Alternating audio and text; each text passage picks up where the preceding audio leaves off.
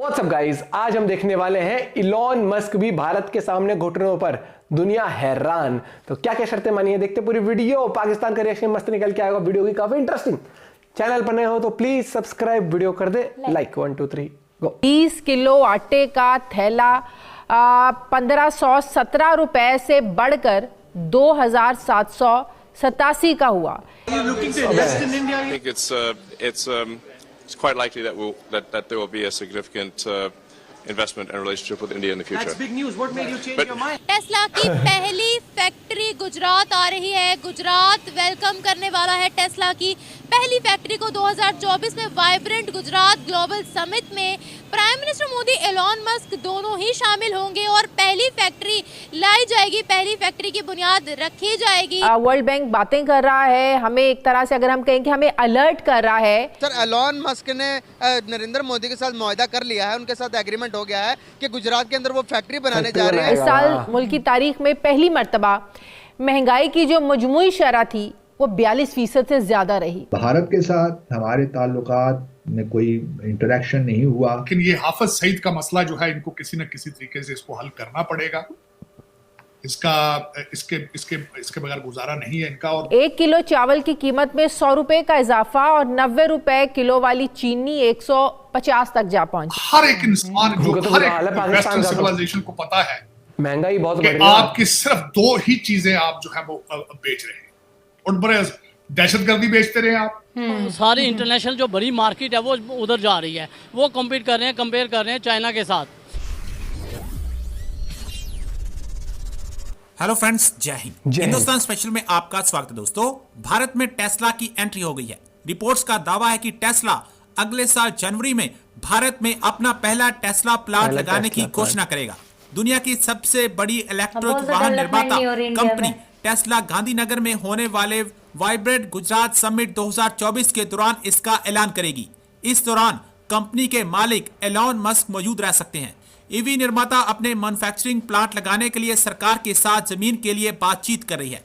Tesla के manufacturing plant की सानंद में लगने की संभावना है। रिपोर्ट में कहा गया है कि टेस्ला का यहां प्लांट लग सकता है। वहां पर टाटा मोटर्स जैसे कार निर्माता पहले से हैं। ऐसे में टेस्ला के लिए भारत में कारोबार चुनौतीपूर्ण हो सकता है। गुजरात में अन्य भारतीय कार निर्माताओं जैसे मारुति, सुजुकी और एमजी मोटर्स के भी प्लांट हैं और भारत में बहुत जल्द पहला टेस्ला प्लांट लगते देख पाकिस्तान सकते में है। तो चलिए दोस्तों, आज की वीडियो की तरफ चलते हैं। Thank you so much. Tesla की पहली फैक्ट्री गुजरात आ रही है। गुजरात वेलकम करने वाला है टेस्ला की पहली फैक्ट्री को 2024 में वाइब्रेंट गुजरात ग्लोबल समिट में prime minister Modi, Elon Musk दोनों ही शामिल होंगे और पहली फैक्ट्री लाई जाएगी, पहली फैक्ट्री की बुनियाद रखी जाएगी गुजरात के अंदर। पहली मेड इन इंडिया टेस्ला की कीमत तकरीबन 17 से 20 लाख के दरमियान होने वाली है। पहले जब एलॉन मस्क ने भारत को अप्रोच किया था तो भारत ने बोला था कि अपने मैन्युफैक्चरिंग बेसिस इंडिया के अंदर लाए जाएं।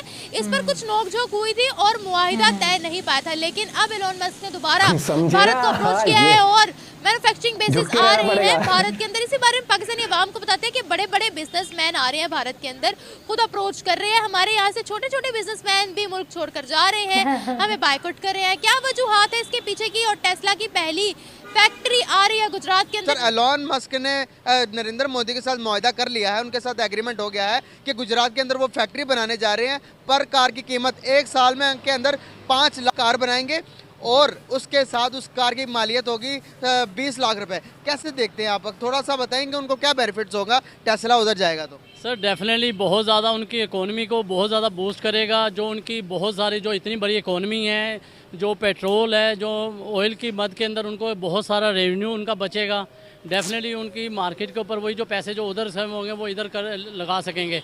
तो उसके ऊपर जो है आवाम को भी सबसे बड़ा बेनिफिट ये है कि उनको सहूलत अच्छी मिल जाएगी, सस्ती ट्रांसपोर्ट मिल जाएगी, सस्ती इंडस्ट्री उनकी चलेगी, तो डेफिनेटली मुल्क बूम करेगा। कैसे देखते हैं आपके ये इंडिया तो 2013 से पीछे, तो इसकी इतनी ज़्यादा जितनी को आज फैन फॉलोइंग है इंडिया की, पूरी दुनिया जानता, तो क्या वजूहत है कि इंडिया की इतनी रिस्पेक्ट दुनिया में क्यों बढ़ गई? हमें आज कोई पूछता नहीं है। सर बड़ा अफसोस की बात है कि हमारी लीडरशिप के अंदर कोई ऐसा आया ही नहीं है कि जो जिस तरह हम देखते हैं कि जिस तरह हमारे अरब नेशन जितने थे वो हमारे साथ बहुत क्लोज थे, आज वो सारे हटके वो उनकी गोद में चले गए हैं। गोद में नरेंद्र मोदी जब 13 से में जब ये हुकूमत सबसे संभाली, उसने मेक इन इंडिया जो है प्रमोट किया, वो प्रमोट किया जब से, और उसने हर चीज़ जो है, एप्पल भी वहाँ पर आया, दूसरी जितनी इंटरनेशनल कंपनीज है वहाँ पे आई, ट्विटर है उन्होंने ऑफिस वहाँ पे बनाया, इसी तरह फेसबुक वहाँ पे आ गया, अभी ये भी लेके जा रहे हैं गाड़ी बनाने के लिए। तो डेफिनेटली उसका जो है ना सारी इंटरनेशनल जो बड़ी मार्केट है वो उधर जा रही है, वो कम्पीट कर रहे हैं, कंपेयर कर रहे हैं चाइना के साथ, जबकि पाकिस्तान जो है ना बिल्कुल आहिस्ता आहिस्ता अपनी मन घरत के जो इकोनॉमी के ऊपर, अपनी जो पॉलिटिक्स के ऊपर जो है वो उसके ऊपर ही फोकस कर रहे हैं, और उसी के ऊपर लड़ाई झगड़ा चल रहा है, उसके ऊपर जो है ना आवाम पिस रही है, मुल्क पीछे चला गया। मैं मिसाल देना चाहता हूँ कि 1950 जब 52 ईयर्स पहले बांग्लादेश जो है उनकी इकोनॉमी जो थी हमारे से, उधर जो एक बंदा इकोनॉमी जो डेली वेजेस पे कमा रहा था वो $20 मंथली इनकम थी, जबकि उस टाइम जो मगरिब में जो पाकिस्तानी लोग रहते थे वो 80% उनकी $80 थी तनख्वाह। आज बिल्कुल ऑपोजिट हो चुका है कि आज उनका जो बंदा है वो उसकी जो मंथली जो इनकम है वो $80 है और हमारी 20 हो गई हुई है।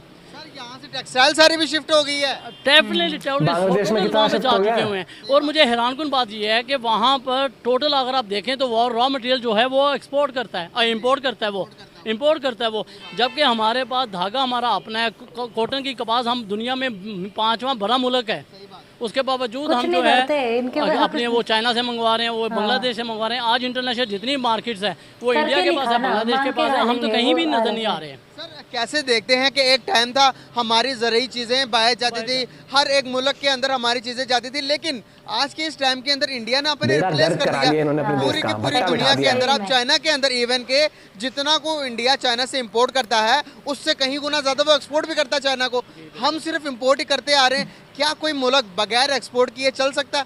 कभी भी नहीं चल सकता सर। एक्चुअली पाकिस्तान जो है ना हमारी जो मुल्क बन चुका है वो ट्रेडिंग कंपनी बन चुकी हुई है, हम बाहर से लेके आते हैं, यहाँ पर बेचते हैं, और यहाँ से हम कुछ भी नहीं जाते। हमारा देखो ना रेवेन्यू के उसका बहुत ज़्यादा डिफरेंस आ गया हुआ है, तो उसकी वजह से हम कितनी देर सर्वाइव करेंगे। तो गरीब गुर्बत से बिल्कुल नीचे जा रहा है। जो अशरफिया है वो सिर्फ जो है ना 5% जो अशरफिया के लिए हम जो है ना ये इकॉनमी रह गई हुई है, बाकी आवाम जो है वो बिल्कुल तजलील हो रही है उनकी। आज दुनिया की 5वीं बड़ी मैशत है इंडिया, $4 ट्रिलियन की इकोनॉमी है, सारे क्रेडिट किसको जाता है? सारा डेफिनेटली उनकी गवर्नमेंट्स को जाता है, उनके प्रोसीजर जाता है, उनके जो गवर्नमेंट ने जो डिसीजन किया, उनके जो लीडरशिप ने किया है, और एक कंटिन्यूसली जो उनकी जो गवर्नमेंट आ रही है, दूसरा इलेक्शन वो जीत चुके हैं, तीसरे के लिए वो तैयारी कर रहे हैं, और नजर आ रहा है कि मोदी शायद 3rd टाइम भी वो बन जाएगा। और हमारे यहाँ आज तक कोई हुकूमत ने 5 साल भी पूरे नहीं किए हुए हैं, तो यकीन करें बड़ा दिक्कत होता है इस वजह से। और जब आप इंटरनेशनल में जाते हैं तो वो उधर से जो रिस्पॉन्स मिलता है तो वो एक दहशतगर्द मुल्क बना दिया गया हुआ है, और ये हमारे अपनों के दुख हैं, दूसरों के नहीं है इतने। सर क्राइम रेट भी डे बाय डे बढ़ते जा रहे हैं। आप देख रहे हैं कल हमारी कुलीग थी, उनका मोबाइल फ़ोन यहीं से माल रोड के ऊपर से छीन लिया गया। आप मुझे बताएं कि इस तरह के क्राइम रेट बढ़ेंगे जब मीडिया ही जो कि पूरी दुनिया को अवेयर कर रहे हैं हम लोग, तो हमारे साथ ये होगा तो बाकी के जो गरीब गुरबा लोग हैं उनके साथ क्या कुछ होता होगा? जी सर, मैं जैसे कल ही देख रहा था कि कराची की न्यूज़ बता रहे हैं कि ना रेशो जो है 192% ज़्यादा हो गई है क्राइम रेट की, और उसके बावजूद जो उधर के आईजी साहब हैं वो कह रहे हैं कि नहीं काफ़ी बेहतर हैं। तो ये बाकी बात है, गुर्बत की वजह, जहाँ गुर्बत होगी, जब रोजगार नहीं होगा, इंडस्ट्री बंद हो रही है। वो क्या कह रहा हो, इंटरव्यू करने वाले कर ले गए, फोन चोरी कर ले भाई, क्या हो रहा है, कह रहा मीडिया ही सेफ रहा है वहाँ तो। भाई देखो, इलॉन मस्क ने ये समझ लिया कि भारत में अगर काम करना है तो वो भारत नहीं है कि तुम कुछ भी चेपोगे भारत ले लेगा, पहली बात तो। और दूसरी बात, भारत में अगर आप कुछ बेचना चाहते हो ना तो इंडिया का बेनिफिट कैसे है, वो चीज यूज करने में तो है, लेकिन उससे एक नॉर्मल जिनको वो चीज नहीं चाहिए, ओवरऑल इंडिया के लिए कैसे बेनिफिट है? रोजगार तो दो, कुछ तो दो, या तो तुम अगर रोजगार नहीं दे सकते तो तुम फिर नहीं कुछ मत करो, तुम अपनी गाड़ी तुम अमेरिका चाइना में बना के ही बेचो इंडिया में, लेकिन तुम फिर टैक्स ज्यादा भरो। क्यों भाई? गवर्नमेंट का तो फायदा हो, लोग का तो फायदा हो, गवर्नमेंट का फायदा हो तो गवर्नमेंट इंफ्रास्ट्रक्चर रोड वोड बनाने में, रेलवे सिस्टम और बेटर करने में लगाएगी पैसा, और तुम वो नहीं कर सकते हो, नहीं चाहते कि डबल। क्योंकि अब बता, जो गाड़ी 30 लाख की बिकनी होगी या 20 लाख की गाड़ी अगर मान लो टेस्ला बेचना चाहता है, इंडिया अगर ज्यादा टैक्स लगाएगा तो वो जहां 20 की बिकनी होगी वो 30 की लगभग हो गई। तो वैसे ही 20 वाली गाड़ी के अगर 100 लोग खरीदते, 30 का देख के लोग कहेंगे छोड़ना 20 की किसी और कंपनी की ले लेते हैं, जिसका बजट ही 20 का होगा, तो आउट ऑफ लिस्ट होगी वो।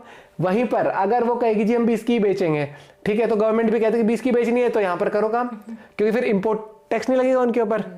ले भैया, कंपनी के ठीक है, उसकी भी मौज, इंडिया के लोगों को रोजगार मिलेगा जब फैक्ट्री लगेगी इंडिया में, और उससे रोजगार मिलेगा तो जो लोग कहते हैं ना मोदी ने नौकरी नहीं दी, नौकरी ऐसे आती है, मोदी जी ने बोला झुक के रहना पड़ेगा इंडिया के सामने अगर काम करना है तो, और वो हुआ तो वो फैक्ट्री आई तो जो लोग कहते हैं रोजगार नहीं मिल रहा उनके कान में बोल दो रोजगार तो आ रहा है, क्या तुम केपेबल हो नौकरी करने के, हो तो जाके अप्लाई कर लेना। ये होता है, ऐसे होता है। अगर कोई नहीं समझता है वीडियो शेयर कर देना, वो समझ जाएंगे। फिर भी नहीं समझते कुछ मत करो, फिर उनको कह दो रहने दो, मौज लो जिंदगी की तुम, है ना, और फिर आप अपना पॉइंट ऑफ व्यू शेयर कर सकते हैं। हम तो भैया यही कहेंगे, देश तरक्की कर रहा है, कमाने खाने वाले के लिए रास्ते हैं, जिसकी नीयत नहीं है, जिसको दूसरे पे ब्लेम ठोकना है, उसके लिए कुछ नहीं हो सकता। आप रास्ते खुद बनाते हो, वही वाली बात है। मिलते हैं आप, जैसे एक नदी है, नदी जहां से बहती है, ऐसा तो है नहीं कि हमेशा एक रूट मिल जाता है, कई बार जब ओवरफ्लो हो रही होती है तो उसको खुद रास्ता बनाना पड़ता है ना। आप भी अपना रास्ता बनाओ, मेहनत करते जाओ। मिलते हैं वीडियो के साथ। जय हिंद, जय भारत, जय Shri Ram, bye bye, take care.